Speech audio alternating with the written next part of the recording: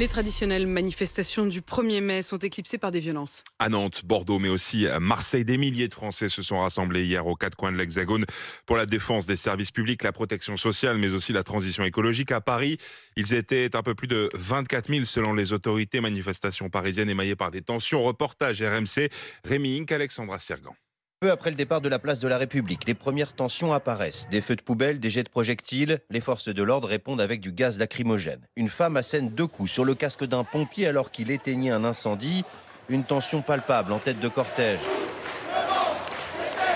Le long du parcours, les vitrines des banques, des sociétés d'assurance sont attaquées. Les agences immobilières aussi, comme celle de Rémi. Là, je suis dépité. Là, c'est...